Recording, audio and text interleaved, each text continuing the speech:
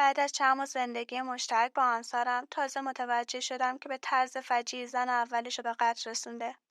سلام، اینجا کانال نغمه شب. من پروانه راوی داستانهای واقعی هستم. این داستان را از زبان سارا که سرگذشت واقعی هست میشنویم. اسمم سارا و توی یه خانواده متوسط بزرگ شدم. پدر و مادرم هر دو معلمن و منم رشته رادیولوژی قبول شدم. برای اینکه باری روی دوش خانوادم نباشم، تصمیم گرفتم که در کنار درس خوندن کارم بکنم. از اونجایی که زبانم خوب بود، تصمیم گرفتم شاگرد بگیرم و تدریس خصوصی انجام بدم. یکی از شاگردام خیلی زبانش ضعیف بود و هفته‌ای 3 روز میرفتم خونه‌شون تا بهش درس یاد بدم. اسمش ملیحه بود و دختر مهربون و خوش اخلاقی بود. پدر و مادر و برادرش خیلی دوستش داشتن. توی رفت و آمدام متوجه شدم که سهیل برادر ملیحه عاشقم شده و به هر بهونه‌ای سر صحبت با منو باز میکنه. یه روز مامان سهیل با سینی چای شیرینی اومد توی اتاق و گفت بچه‌ها دیگه درس کافی و الان وقت استراحته. بعد نشست کنار من و از سهیل برام تعریف کرد. اینکه سهیل 1 سالیه که از همسر اولش که بدون رضایت سهیل به آلمان مهاجرت کرده به صورت غیابی جدا شده و الان مدتیه که از من خوشش میاد. اگه اجازه میدیم بیان خواستگاری. منم یکم من و من کردم و با خجالت گفتم راستش فعلا قصد ازدواج ندارم. سریع با دست پاچگی بلند شدم و وسیله‌هامو جمع کردم و به بهونه سردر از خونه‌شون بیرون اومدم. البته اینو بگم سهیل هیچ عیب و ایرادی نداشت. هم با شخصیت نجیب بود، هم خوش‌تیپ و جذاب. اما خب بالاخره منم معیارای خودمو داشتم دیگه. اولیش این که سهیل 13 سال ازم بزرگتر بود. دومیش هم این که وضع مالیشون خیلی بهتر از ما بود. من اصلا دوست نداشتم انقدر اختلاف طبقاتی داشته باشیم. سومیش هم بالاخره سهیل قبلا یه بار ازدواج کرده بود. ولی من حتی یه دوست پسرم نداشتم. میخواستم دیگه خونه‌شون نرم و باشون تصویه حساب کنم. اما سهیل خودش سعی زد و گفت درست نیست که الان وقت امتحانای ملیحه هست بخوایم براش معلم جدید بگیریم. سهیلم ازم خواهش کرد که پیشنهادش رو فراموش کنم بازم مثل قبل به ملیحه درس بدم. این برخوردش که نشون دهنده احساس مسئولیتش نسبت به خواهرش بود خیلی باعث خوشحالیم شد و قبول کردم از فردا دوباره واسه تدریس برم خونه‌شون. توی رفت آمدام متوجه شده بودم که سهیل خودش خونه مستقل داره ولی هر وقت من اونجا هستم سهیلم اونجا حضور پیدا میکنه. کم کم رفتارهای محبت آمیز سهیل باعث شده بود که به سهیل علاقه من بشم. یه روز سهیل تصمیم گرفت که با هم دیگه ستایی بیرون بریم و شام بخوریم. من و ملیحه و سهیل به بیرون رفتیم. این اتفاق چند بار دیگه هم تکرار شد و من خیلی به سهیل علاقه من شدم و اونجا بود که متوجه شدم واقعا مرد زندگی رو میشه بهش تکیه داد. اما نمیدونم چرا دیگه بهم پیشنهاد ازدواج نمیده. بالاخره دل زدم به دریا و یه شب بهش پیام دادم هنوزم پیشنهاد سر جاشه یا که پشیمون شدی.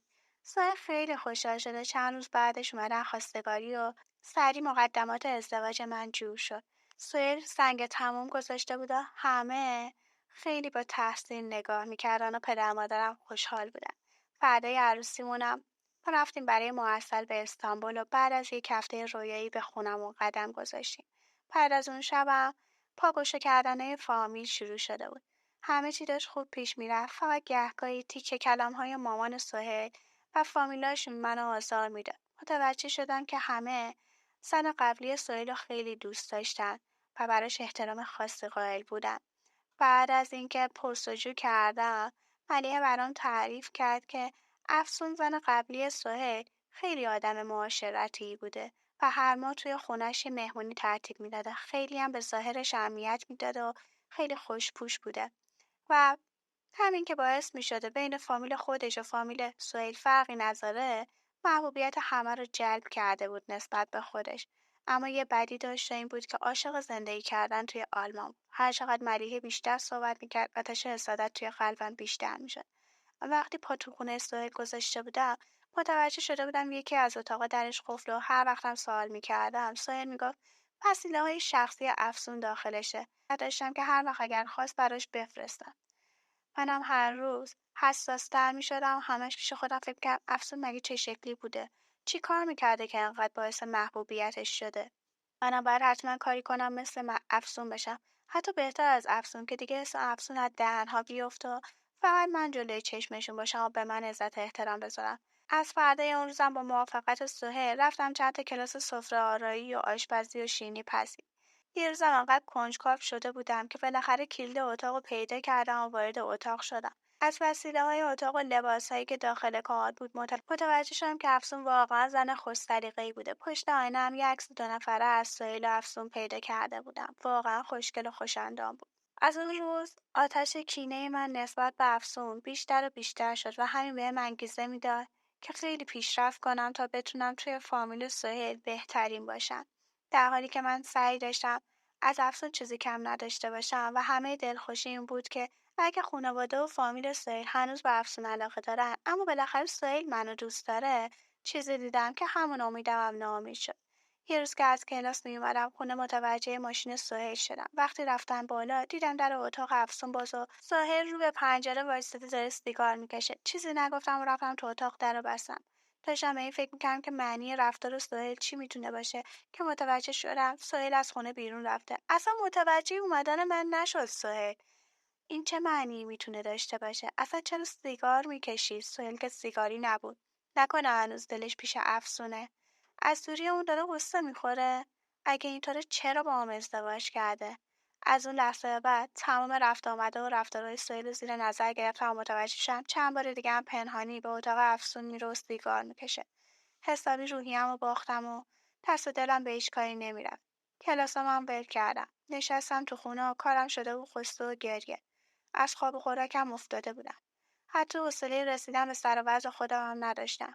سهیلم حسابی متوجه تغییراتم شده بود و شاکی بود که چرا اصلا به خودم اهمیت نمیدم. یه شب که خانواده سهیل میخواستن خونه‌مون بیان تصمیم گرفتم برم یه لباس عین لباسای افسون بخرم و مثل اون آرایش کنم. همین کارم کردم. اما چشمتون روز بد نبینه.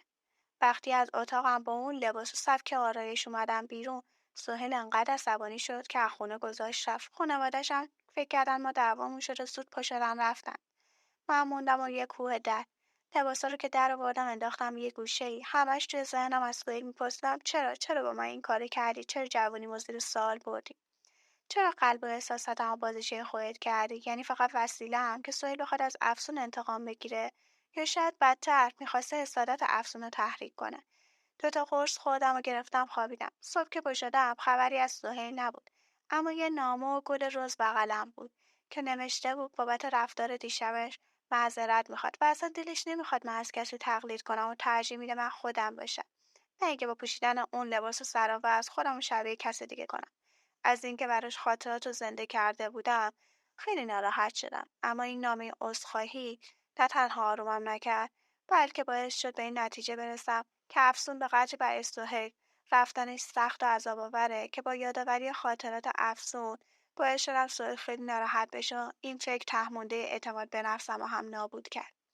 زنگ زدم به مامانم و گفتم دارم میرم پیشش. همه لوازمم رو جمع کردم و برگشتم خونه مامان بابا. وقتی داستان رو برای مامان تعریف کردم گفت خواهشاً عجولانه تصمیم نگیر. اجازه بده شب زنگ بزنم سهیل برای شام بیاد اینجا. هیچکی نمیتونست درکم کنه، حتی مامانم. من یه رقیب قدرتمند داشتم و یه هوای نامری که با وجود غایب بودنش سایه سنگینش روی زندگیم افتاده بود. اون شب سهیل نیومد، تماسی هم نگرفت. منم چند بار تماس گرفتم گوشیش خاموش بود و نگرانش بودم. با خودمونم هرچی تماس گرفتم جواب نداد. دلم شور افتاده بود. تازه متوجه شدم چقدر سهیل رو دوست دارم و دلم واسه خودم میسوخت و گفتم ای کاش سهیلم همینقدر تو رو دوست داشت. اما چقدر بدبختی. فرداش صبح با دلشوره از خواب بیدار شدم. بازم گوشی سهیل خاموش بوده. تا اومدم لباس بپوشم برم گوشیم زنگ خورد. آقایی که پشت خط بود گفت از آگاهی تماس میگیره و سهیل بازداشت شده. نمیدونم خودم رو چجوری به آگاهی رسوندم. ولی همین که وارد شدم بهم گفتن سهیل رو به اتهام قتل همسر سابقش افسون دستگیر کرد. اصلا باورم نمیشد. حسابی یخ کرده بودم. میگفتن جسد افسون رو روز قبل توی ویله سهیل نزدیک رامسر پیدا کردن که از زمان مرگش 18 ماه میگذره. اصلا چطوری همچین چیزی ممکنه؟ سهیل خیلی مهربون و بیازار بود. اصلا باورم نمیشه. به خونه اومدم و مامورا برای بازرسی اومدن. اما توی اتاق افسون پشت کمد لباس یه اسلحه کلت پیدا کردم. باورم نمیشد و فقط هاج واج نگاهشون میکردم. از من و خانواده سهیل هم بازجویی کردن. اما ما حرفی نداشتیم برای گفتن. اصلا از چیزی خبر نداشتیم. بالاخره روزی که سهیل رو میخواستن ببرن به زندان، اونجا فقط تونستیم من و پدر مادرش ببینیم. اما سهیل خیلی خجالت زده بود و حسابی شکسته شده بود. فقط میگفت بدونید با وجود اینکه از افسون متنفر بودم اونو نکشتم. اون اسلحه هم اصلا نمیدونم چجوری توی اون اتاق بودم.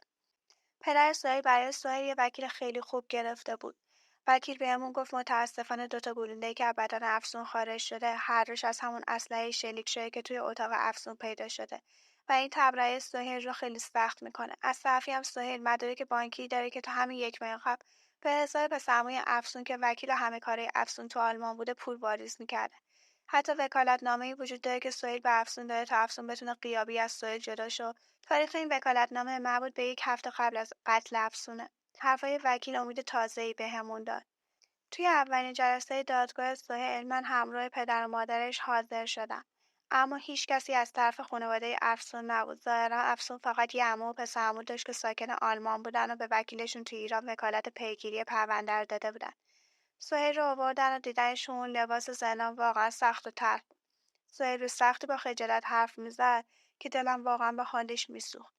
اون گفت بعد از چند ماه از ازدواجش با افسون متوجه رفتارهای مشکوکش شده تا اینکه درست 1 سال بعد از عروسیشون پی به رابطه نامشروع افسون با مردی که توی شرکت سهیل کار میکرده شده. افسون با گریه و زاری ابراز پشیمونی میکنه و میگه که اون مرد فریبش داده. سهیل هم میبخشتش. یه مدت همه چی داشته خوب پیش میرفته تا دوباره متوجه رفتار و خیانت‌های افسون میشه. این بار مچ پسرعموش و افسون رو توی خونه میگیره، اما دیگه افسون ابراز پشیمانی نمیکنه و میگه که از اولم عاشق پسرعموش بوده.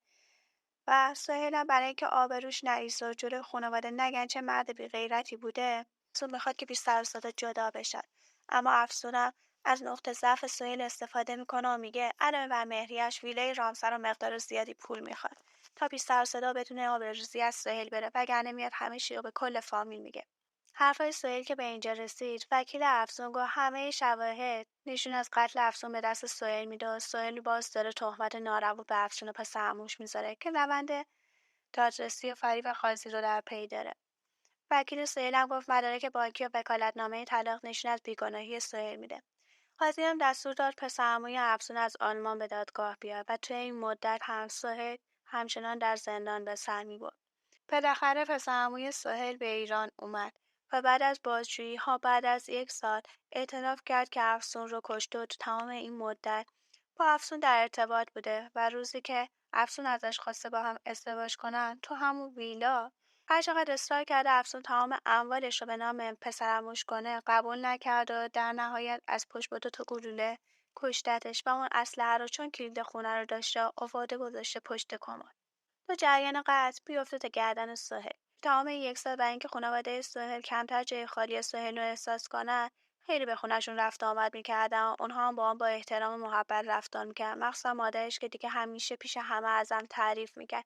منم یاد گرفتم که نباید خودم با کسی مقایسه کنم و به دیگران هم نباید اجازه بدم که منو با کسی مقایسه کنن. مقایسه کردن آدما با هم واقعا اشتباه، یه توهین بزرگ به شخصیت و توانایی‌های اون فرده. چون قرار نیست همه آدما مثل هم باشن. واسه همین سفت و سخت چسبیدم به دانشگاه و بعد از 1 سال هم سهیل آزاد شد. ثمره عشق من و سهیل هم شد 3 بچه.